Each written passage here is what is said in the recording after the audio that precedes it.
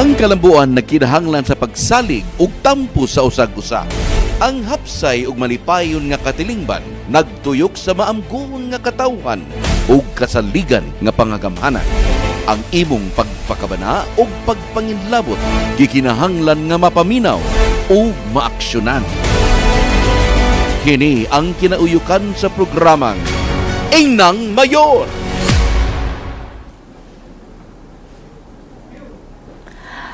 It's a beautiful Tuesday, mga kasugbo, and welcome din sa Ingnang Mayor. Wako nag-inusara tungod kay kauban gihapon ako live outside of the country, direct from Thailand. Outside of Cebu. Outside of Cebu. Okay, but Outside you're in... of Cebu. So it can be outside of the country. It can be outside of the world. Outside of Cebu. Yeah, outside of Cebu. And you are Alright. now in Thailand. No. We don't have to talk where I am. Kasi, move. Tunod ako. Do not talk about it. Okay, sa good mga morning. tunod ay. Good morning, Mayor Mike. I'm a security risk. Good morning. How are you? I'm very fine. Connected. First question. Okay. You're out of Cebu. Out of Cebu. Okay. It can be out anywhere. Basta out of Cebu. Because we are one Cebu Island. Yes, out of Cebu. Okay, arita sa unang pangutana kay di man ka magpahigan asa ka unya nang ngana na ba to na Of course. Ayaw na lang kay dagang kay Marites. Mayor Mike, arita sa unang pangutana. Usa sa mga concerns karong adlaw. For a while. But I am on official leave. Documented. Okay? Go ahead. Okay. Time pa, Mayor ha, kinaputol ako ang audio nimo. You're officially what?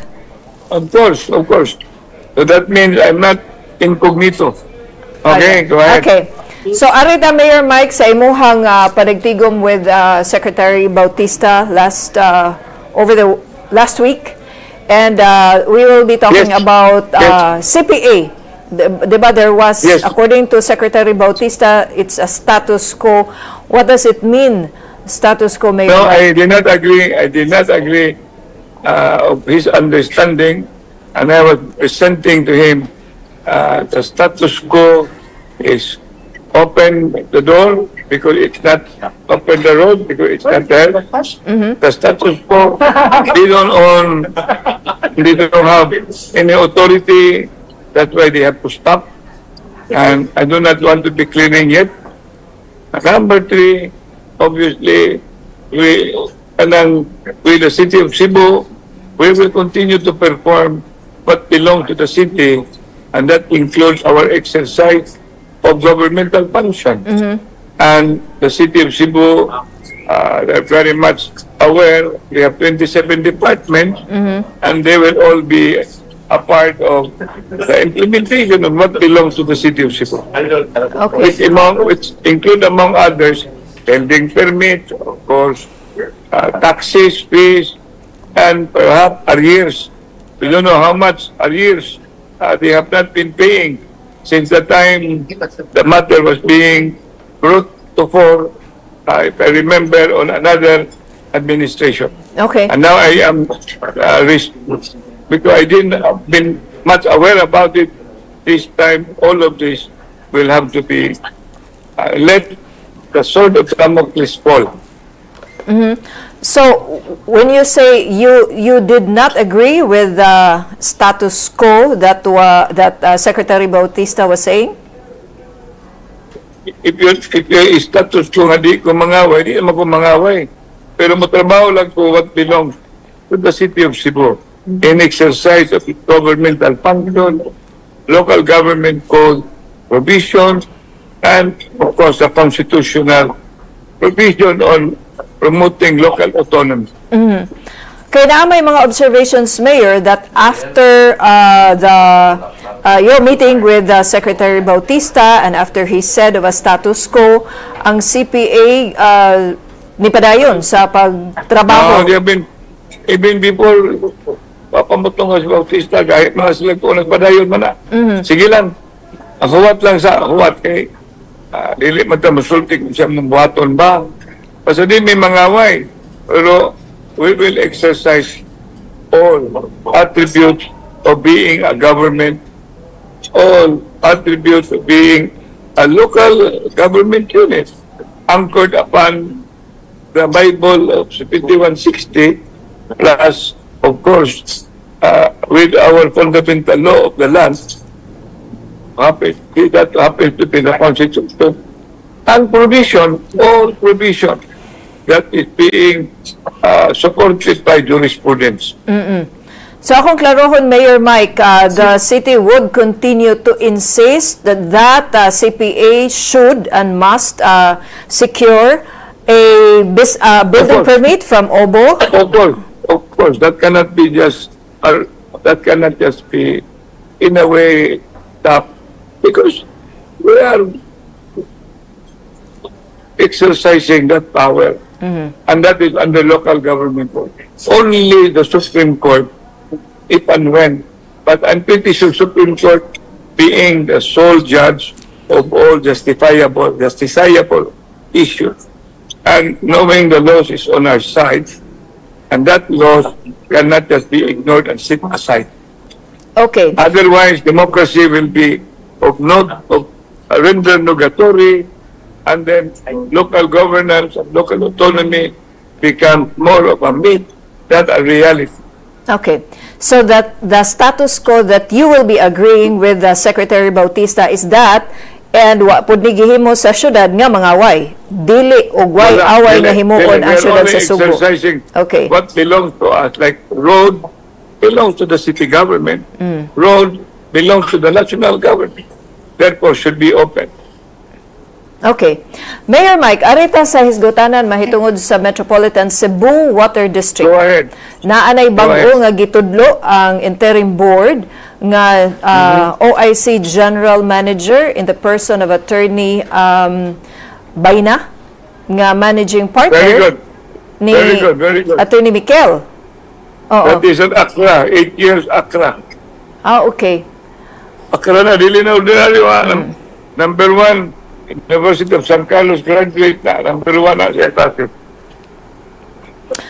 Did you recommend to the interim board on Attorney Bayna's appointment? I don't have to say it.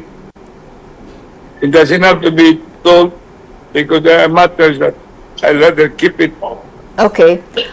But doon ay statement ang the other side, Mayor Mike, that again, they will I don't not... want to hear from them. Okay. Excuse me. I don't want to hear from them, because why will I hear from them? They are not my appointees. Yes. But on the possibility nga mahitabo, there will be a repeat of what had happened to the first appointed I don't know. OIC. I don't know. Should there be Let one? them, I don't know. As I'm telling you, I'm not going to be telling you. Okay. Okay. There are things that I am thinking about, because I am also going to do it on the side that I can probably be injecting when the right time will come. But the In a press con or in INGNA'NG Mayor. But the city is always ready to assist and help Attorney Bayna. Yes, of course. Not only ready and assist, we have to involve, we are ready to make the city's right respected. But The local government unit and exercising under the general welfare clause and all the laws respecting the exercise of a local government unit and belonging to the local government chief elected officer, executive. okay, aside from an ACRA member before and managing partner, being a lawyer, what other qualifications does Attorney Bayna have? I do not have to be, he probably should be answering it. Okay, one of these days we will be inviting Of him. course, you interview probably him, yes. He has not been interviewed by INGNA'NG Mayor, right? Yeah, not yet. Good enough that you're already in a home, and that is your home, where you are right now. Okay. Mayor Mike, arita sa lain nga hisgutanan sab mahitungod sa epekto nga na-feel na sa mga mag-uuma sa dakbayan sa Sugbo ang epekto sa El Nino. There are some farmers nga ang ilahang mga produce like tamatis, wala na nila nabaligya tungod kay ahat ang pagkatubo, although Sibalok na kaya agriculturist before. Okay. Kaya ba agriculturist ko, Vilma? Yes. I plant grapes from seedlings to it been bearing and then later pruning and then thinning and cutting. I have gone through that. Okay. Number two, agriculturist ako town. Because akong papa, may iyahang galingong tama may farm kanangingalan na mo o kaning compound na mo where we have iyahang share sa inheritan ni Don Vicente Rama. We were made to learn feelings. And I have my garden when I was in the elementary. Nga, ang akong famous kayo nga anom is radish. Ipapakaw si radish? Yes. Ang Kanang puti nga radish, di na aslong. makita ni mo ang bunga. Di na makita ni mo ang bunga sa surface. Pero makita ni mo ang iyang daon sa babaw. Yes, yes. Tapos, mula na gabi o mula na kanang mga ganda nung nasilaw. Yung mga lagot mo na mong ipalanog. So, kabalo mo sa epekto kung maapot ang grabe kayong init. Even ang among grape, maigugay sobra kayong tubig, wala na, problema na sa malumbra sa kayo ang init. Ana sa epekto. So, we are not unaware about that. And then, of course, when I come back, we have something that I have already been telling my staff and management force to proceed. I do not want to be telling yet a security reason. Okay. Na-interview diri sa PPP si Sir Joey Baclayon, ang pangu sa City Agriculture Department on the issue Sa about... ngayon nga, Elisdan? Sir? Ngayon ba siyang Elisdan? Si Joey Baclayon sa mga interview? No? Oh. So therefore, ako malanggapon ang giingnon sila.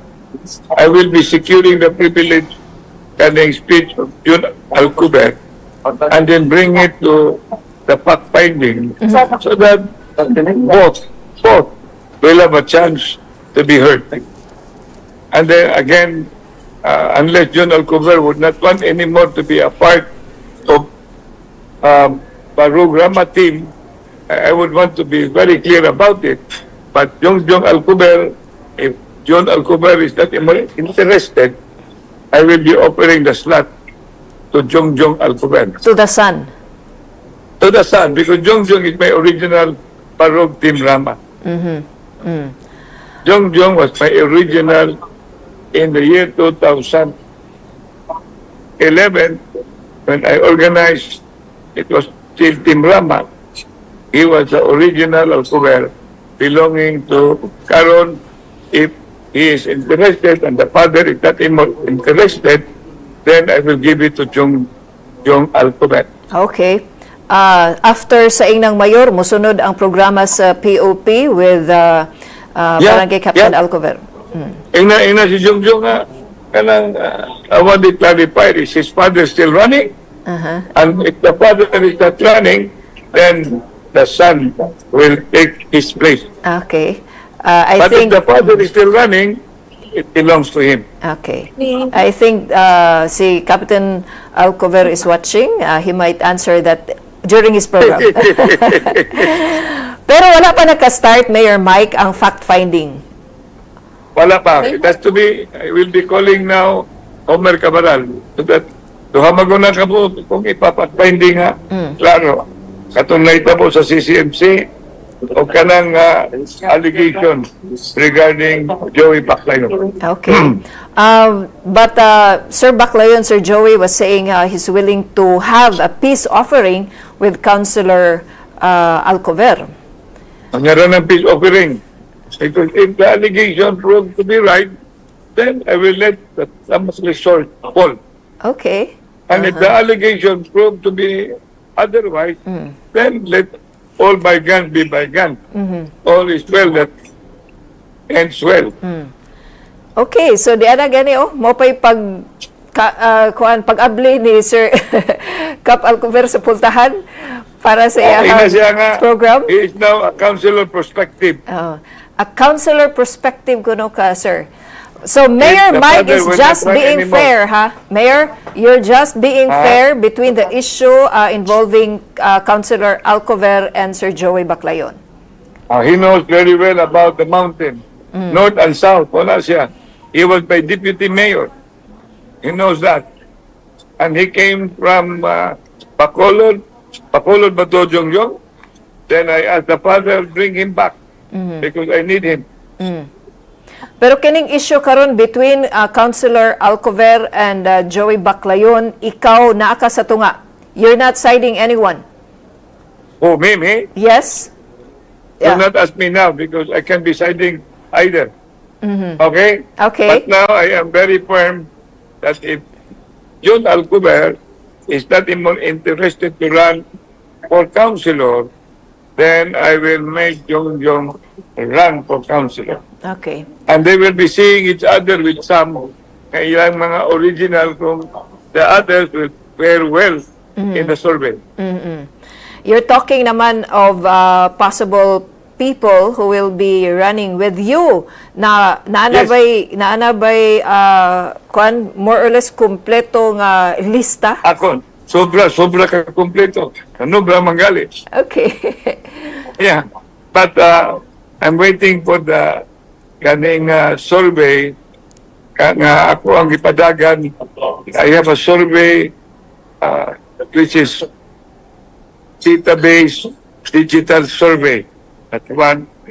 I have a survey that's in due time by the end of this month will already be ready to bring to an outcome of a long list to a shorter list. And that will end up with alternate. Okay. And I have a template, time frames that will bring everyone within the group, Parog, Rama team, to be mindful about October. Then there is such a thing as last 2 minutes. Then there is such a thing as in all-minute final. There is such a thing as backtrack final. Then there is such a thing as preliminary. Then there is such a thing as semi-finalist. Wala Okay. ni basketball, basketball player man. Okay. Mayor Mike, nagpahibaw ang pag-asa na weekend na hinahinay na sa pagka-weekend ang El Nino karon I do not know ug asa kang dapita karong higayuna but some parts of Cebu nakasinati og pag-uwan-uwan at least na dili man kusog but nakatagamtam og Diba, ingon bitaw ko nga, wagi ko mo sa pag-ampo. yes. Kaysa pag-asa, maingon pag-asa, inap siya na sila usay. Way pag-asa. Pero ang pag-ampo, yun, mutabang nga nila. I-appeal ang pag-ampo. Sabi pa ni Senior Santo Niño. Kaya wala ba di ko mo ba? Nala ko may istorya, hain ko karon. No? Ikabot na lang ko niya, musulti na ko niya mo diing kagikan. Kaya sundan niya ko. Pero makitaan man kanila Mayor. Si kadtong mga gimingaw nimo matubag ang ilang kamingaw pinaagi sa pagtan-aw dinhi sa Sugboanon Channel. Kaya kagol kay maabot ako niya, nag-abot ako, mo-report ko, di ka. Okay. Sabi na kayo importante, may nandito magsige, ginambog, di tagikan, kay sundan niya ta. Oo. Mayor Mike, additional lang parte sa MCWD, 'di ba you were planning to have that the city will have its own water district. Yes. So That shouldn't be stopped. unsa pa maagi ni Mayor, does it have to go to Congress? I don't think so. Because I was told historically MCWD was only being put to fall as a resolution. Kapitan na gitap. Ha? Nakuha ni mo? Kadiyot kay sir, kay murag na ay mo sapaw, I do not know. I think it's from your end. Na ay mas kusog nga tingog, murag tingog ng Sinbeth Aureliano mo ay kusog kayo di kay. Di na ko maklaro sir. Di na ko maklaro kayo ang imong gisulti. Yes, Mayor? Paduol ko, sige. Okay. Go ahead. Ingon ko, I was being appraised that NCWD creation was not through an ordinance. It was only through a resolution. I don't know if I'm right. Therefore, following that setup, and I'm pretty sure we're already on local government code lagi. Evolution naman gali. Okay.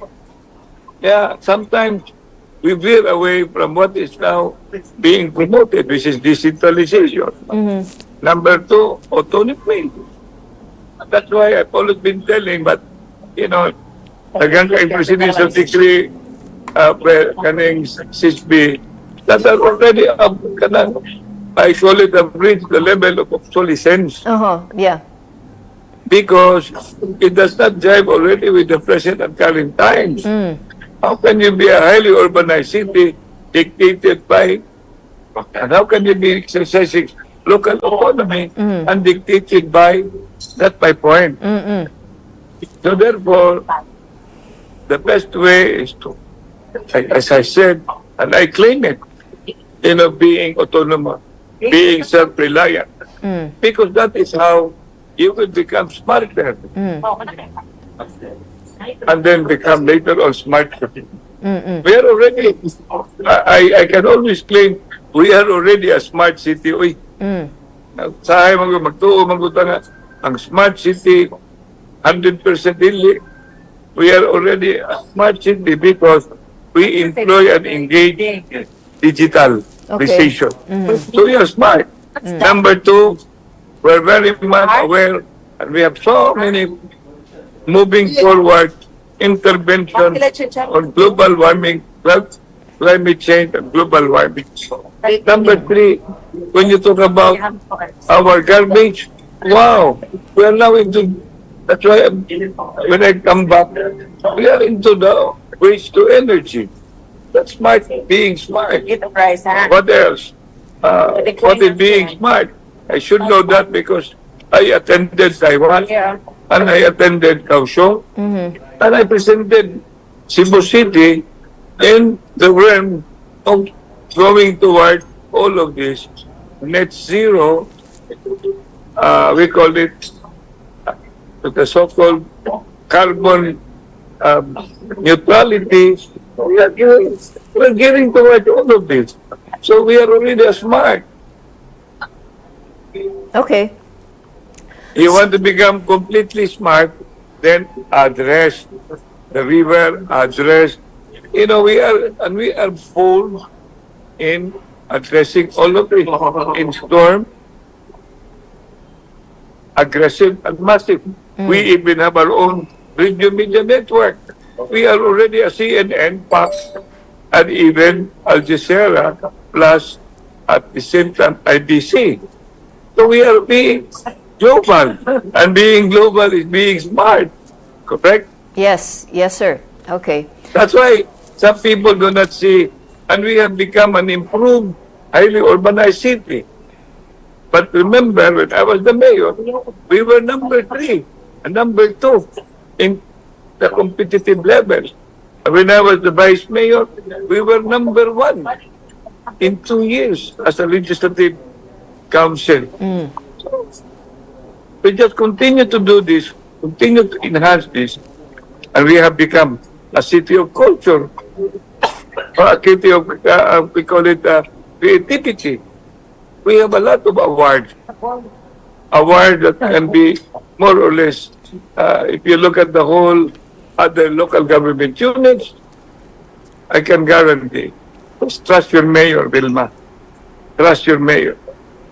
Then we will be able to bring the city to a level being higher than other cities for that matter. Okay. Di na panginambong, but we are capable. Yes.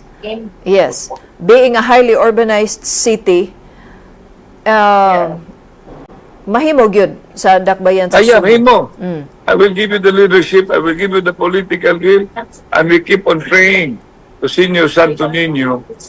We will have the climate necessary, the temperature necessary, and the stakeholders to be synergizing, complementing, and performing as a whole. And the meaning of the whole is greater than the sum of its parts. Okay. And all of this put together, then I can tell you tomorrow will definitely be jubilation. Okay. Mayor Mike, one last point about BRT. So, Go ahead. there's a modification as to the bus design din dapit sa Yes. may Kapitolyo. And there will be action to be done by already talking with Avatar, the city administrator, plus Gordon, to do. And I wish that when I come back, that matter would already be implemented. Okay. Pero Mayor Mike, ang Cebu City Council na sila'y nauyunan to suspend the civil works sa second phase sa fourth package sa BRT for 6 months. It will stay as a council. Stand. But it doesn't mean it will stay at the stand of the mayor. Okay. The council is different from the mayor.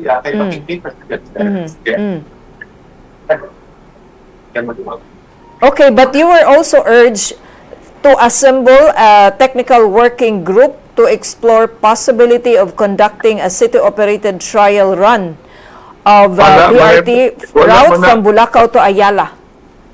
Wala, yun ay tanan. Balo magko ana, uy. Okay, balo ko ana. Because kato ni appear sa council, I already had a talk with him. Years ago. Kato si Santiago. Yeah, I had a talk with him that if and when the BRT will not yet be implemented, what will already be a BRT is a bus. Kakuha mo? Because BRT is bus, rapid lang, transport system. Kaya ka ng bus system, integrated na tanan.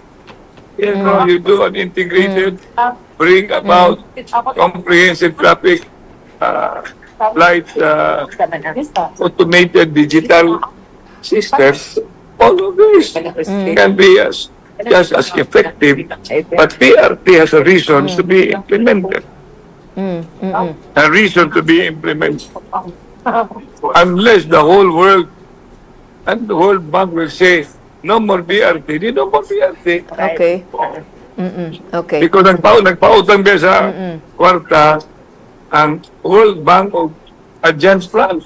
You mean to say this lending institution are crazy enough to be supporting mode of transportation that will also address global warming and climate change regarding carbon service emission?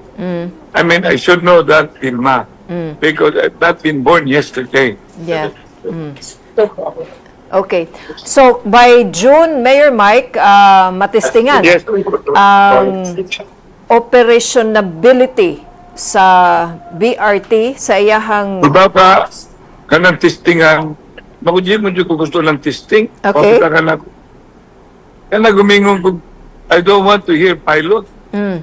Because I am an agriculturist lagi. You know, if we have to do something, do it in massive, in storm and aggressive. Now, if it's going to be what we call, imagine, imong i-aggressive, i-storm nimo, i-massive nimo. Wow! Then that solves the problem right away. Kanang imo nimo i-pilot, it's not reset. Pilot ko taon. Wala na. I was telling even si Mato before, no, don't do any pilot, General. In the same way, I'm telling Mel on the group sa Baha, we must be aggressive, massive, because ang akong term is only 3 years. Yeah. Mag-pilot pa ka. Yeah, I will be again running for my second term. I do not wish anymore to think about third term. Baka kung mag-third term ko, ilan na maka-term ako pagka-mayor? 9 years. Dili kay duha, duha, tulo, upat, 5, 6, sabot na 24. Oro na kong digong. Yes. Oro kong digong, duha ka termino. Okay. Okay. Agaw man, sa mayor ko ascended. Ikatulong termino. Okay. Na-elected ko. First term. Napay second term. Napay third term. Unom lagi ka termino. Sa talawa ng unom ka termino. Times 3. Pila na 18, no? 18. Pero kay, 18. 18 lagi? Tapos, yun na lang yung ko ninyo i-promote as mayor. Di lang yung ko kasakaan eh. You get my point? Yes, Di yes. lang ko ninyo taga-agsan mahimong gobernador. Ogoy. Oh, ilan na din ang probinsya. Mau na usahay lagi. We don't own any territory, but nobody can stop a dream. Yes. Nobody. As long as you're a Filipino, you're a Cebuano. Not only that, I'm a Cebuano. Yeah.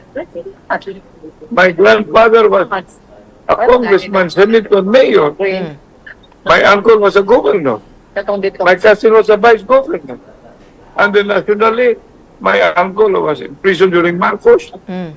Was a constitutional delegate twice. And even ran. During Marcos' time, building lang sila tanan. As a senator. So, the Rama, looking at it, dili mi basta-basta. Ako igsuon, gobernador sa akong Southern Norte. Ako igagaw na imong commissioner sa Comelec. Yeah. We all have been in the executive, legislative, and let's say, yeah, I have an uncle who was in the judiciary. Wa pa mi judge na. Pero na may piskal. Na may piskal. I think ang kuwang na mo judiciary. Wa pa Judge Rama. Wa pa Judge Rama, no? Wa pa Justice Rama. So the Rama would want to serve in all and whatever capacity. Di na nato kanabang sana ang kunon ang atong territory. Pero freedom would allow us to be available to serve. Okay. Mayor Mike, do you still have Yes. any other issues to discuss? No. With or- Ang Ingnan Mayor, kamo man yun na. Okay. Ingnan Mayor. Ayaw na, kung man ako, ay kanang good enough na I have not been disconnected. But don't worry, when I arrive para way mga Marites, I will report diin kung gikan. Okay. Okay? Mayor Mike, Nga kung paggawa, paminaw yun ha. Kanang official. I file a leave and then basta na, I will show you all the document. Bye-bye. Thank you. imong mensahe kadiyot, Mayor Mike, para sa mga Sugboanon. Ang taong kibaw mo barog, titig sila matumban. I will repeat. Ang taong kibaw mo barog, dili na matumban. Dili na ito kalimtan, kausara ta mapuyo ng kalibutan. So at the same time, muna siyempre na kong ibalik-balik. If the challenge is being called upon to make a sacrifice to prove that you are not afraid except God o sa ako asawa. Therefore, parog yuta. Parog, aron dili ta matumban. Kung di ta kibaw mo parog, kuyaw kay matumban ta, ug mulok ka pa pa. Agang salamat, Ingnang Mayor, Parog Rama Team. O kini, si Atty. Michael Lopez Rama. Mabalik ko niya, mo-report kung diing kung gikas. For security reason, thank you very much. Payong puntag kaninyong tanan. Daghan kayong salamat, Cebu City Mayor Mike Rama. Mayong adlaw, mga kasugbo.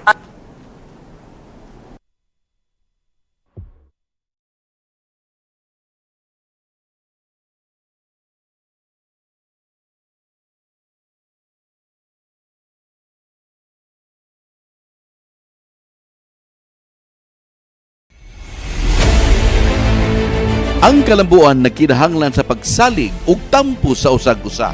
Ang hapsay ug malipayon nga katilingban nagtuyok sa maamguhon nga katawhan ug kasaligan nga pangagamhanan. Ang imong pagpakabana ug pagpanginlabot gikinahanglan nga mapaminaw ug maaksyonan. Kini ang kinauyukan sa programang Ingnang Ang kalambuan nagkinahanglan sa pagsalig